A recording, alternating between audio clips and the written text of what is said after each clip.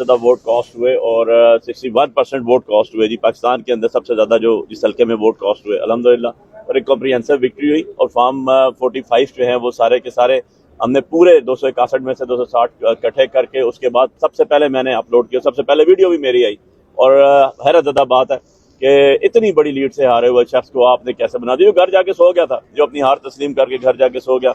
मैं शुक्रगुजार हूँ अपने साथ जो हमारे बाकी कैंडिडेट थे, जिनमें मुस्तफा नवाज खोकर साहब थे, जिसमें तहरीक लब्बैक के कैंडिडेट थे, जिसके अंदर इवन जमात इस्लामी के कैंडिडेट थे, जिनमें से तहरीक लब्बैक के कैंडिडेट ने और मुस्तफा नवाज खोकर ने पटिशन दायर की, जो मेरी पटिशन के साथ क्लब हुई कि ये हमारे विनर हैं और ये जो फॉर्म 45 हमारा है और जो तहरीक लब्बैक है और जो मुस्तफा नवाज खोकर साहब का, सारे मैच कर रहे हैं।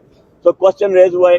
इस क्वेश्चन को एड्रेस करने के बजाय जो हमारे आरओ साहब ने जो लॉ को वायलेट किया, वो तो उसके जवाबदेह हैं ही हैं, और उसी लॉ को वायलेट करके इतने लोगों का मैंडेट चोरी करने की कोशिश की गई। ये चोरी हो नहीं सकता। ये अल्टीमेटली नोटिफिकेशन हमारे ही होने, क्योंकि हमने सारे के सारा रिकॉर्ड बाइंड करके कमीशन के सामने बुक में रख दिया, मीडिया को सबको सब सर्कुलेट कर दिया। इंटरनेशनल मीडिया के पास जो बाहर से फोन आते हैं और कहते हैं जी ये आपका रिकॉर्ड है, ये चीजें हमारे पास मौजूद है। हमने एक्सेल शीट भी बना दी और वो भी मैं सबको डिलीवर कर दिया already. So the thing is के अभी पोजीशन क्या है। एक रिस्ट्रेनिंग ऑर्डर दिया इलेक्शन कमीशन ऑफ पाकिस्तान ने, जो हमें भी दिया और तीनों हल्कों के अंदर दिया। रिस्ट्रेनिंग ऑर्डर दे दिया 11 बजे के 10, साढ़े 10 और 11 के दरमियान सारे ऑर्डर्स हो गए वहां से, और अपनी डिप्टी डायरेक्टर को बुला के कहा कि कन्वे करें। और उसके बाद 1 बजे का टाइम था हमारा कंसल्टेशन का। कंसल्टेशन हमारे बगैर होगी। यार लॉ तो फॉलो कर लो। मैं तो कहूंगा कि आपने नमाज पढ़ ली, बगैर वुजू किए हुए 45 फॉर्म होगा, कंसल्टेशन होगा, फिर 47 के ऊपर जाएंगे ना आप, फिर 48, 49 पे जाएंगे।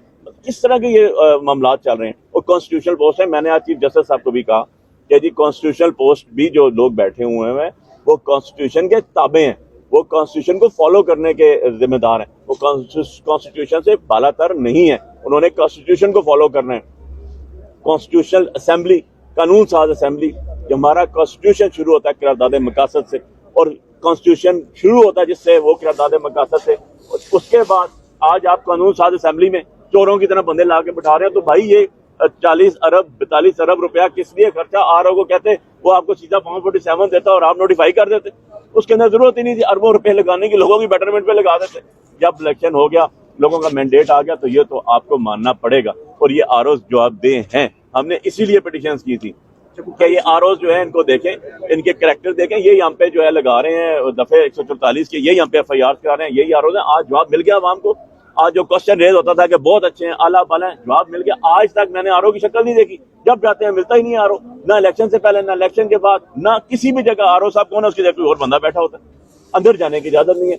ये बाइंडिंग है, ये लॉ की स्पिरिट है कि आपका कैंडिडेट हर कोई जाएगा, उसके सामने फॉर्म 45 खुलेंगे। और जो अभी चैलेंज किया गया, बड़ा जबरदस्त बात की मेरे भाई ने भी कि आप सारे मीडिया में बैठ जाए। मैंने तो सबको दे दी। कोई ऐसा एंकर पर्सन नहीं है जिसके पास फॉर्म 45 ना हो।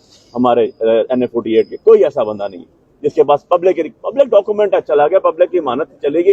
व्हाट इज फॉर्म 45, ये देख लें। इसके ऊपर एक कार्बन कॉपीज होती हैं जिसके ऊपर आपका प्रेजाइडिंग ऑफिसर के साइन और अंगूठे हुए होते हैं, और जितने आपके कैंडिडेट्स होते हैं सबके साइन हुए होते हैं और सबके डॉक्यूमेंट्स मौजूद होते हैं। सो ये जो शबकून मारा गया, ये इस तरह नहीं चल सकता। It will be over. ये बताएं कि ये अगर आपकी जीत का नोटिफिकेशन जारी हो भी जाता है तो आप सब कुछ भूल जाएंगे, या कानून के तहत आप इसको एक गलती कहेंगे रिटर्निंग अफसर की, या ये एक जालसाजी कहेंगे? कानून क्या कहता है? मैं ये बताऊं कि ये गलती नहीं है। अगर ये जो आपकी बात है, अगर मैं इसको तस्लीम कर लूं तो फिर सारे गुनाहगार कहेंगे जी ये तो हमें ना दे।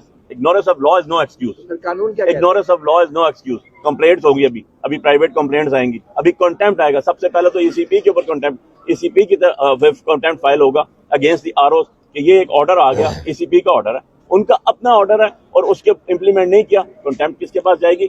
ECP के पास। किसके खिलाफ होगी? आरओ के खिलाफ। कंप्लेनेंट कौन होगा? पिटिशनर कौन होगा? कैंडिडेट्स होंगे। सो ये तो लॉ की आपने करना है ना, उसको फॉलो। देखिए मैं इसका जवाब दे दूं। एक तो ये है कि मैं आज कंटेम्प्ट भी करने जा रहा हूं। अगर वो कंटेम्प्ट लॉ बाकी ये कंटेम्प्ट की इनको पावर है तो वायलेशन ऑफ द ऑर्डर की हद तक तो होगी। दूसरी बात, इनके खिलाफ FIR दर्ज कराने के लिए पूरी तरह हम एफर्ट्स करेंगे, क्योंकि जिसने फोर्जरी की है या मिसयूज ऑफ पावर किया है वो करप्शन में भी मुलव्वस है, और इलेक्शन कमीशन को भी इख्तियार है कि न सिर्फ उनके खिलाफ डिसिप्लिनरी एक्शन ले बल्कि उनके खिलाफ खुद FIR कराए, क्योंकि ये डस्का केस में ऑलरेडी ये कर चुके हैं। अच्छा, लिहाजा केस के अंदर कोई कार्रवाई आज तक किसी अफसर के खिलाफ ऑर्डर इन्होंने की, ऑर्डर किया उनके खिलाफ